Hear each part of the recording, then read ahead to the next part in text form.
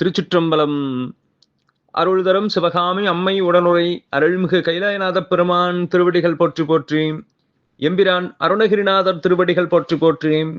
கந்தர் அலங்காரத்தினுடைய 42வது பாடல் நம்முடைய சிந்தனைக்கு. நினம் காட்டும் கொட்டிலை விட்டொரு வீடு எய்தி நிற்க நிற்கும் குணம் காட்டி ஆண்ட குரு தேசிகன் அங்குரச் சிறுமான் பணங்காட்டும் அல்குல் குருகும் குமரன் பதாம்புயத்தை வணங்கா தலை வந்து இது எங்கே எனக்கு இங்கன் வாய்த்ததுவே.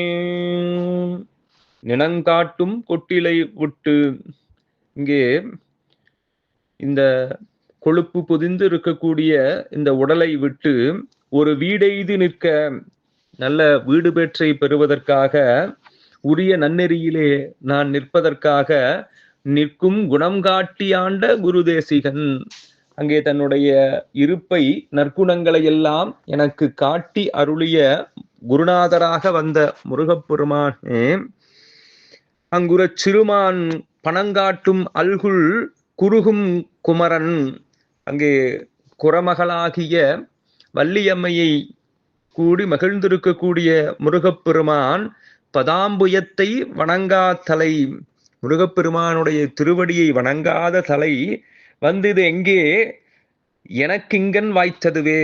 எனக்கு முருகப்பெருமானை வணங்காத இந்த தலை எவ்வாறு வந்து என்னிடத்திலே சேர்ந்தது என்று, நாம் எத்தனை பெரிய ஞானத்தை அடைய வேண்டும் என்று சொன்னாலும் குருநாதருடைய திருவடி, முருகப்பெருமானுடைய திருவடியையும் வணங்கினால் நாம் உண்மையான வீடு பேற்றை பெறலாம் என்று இங்கே நமக்கு அறிவுறுத்துகின்றார் அருணகிரிநாதர். திருச்சிற்றம்பலம்.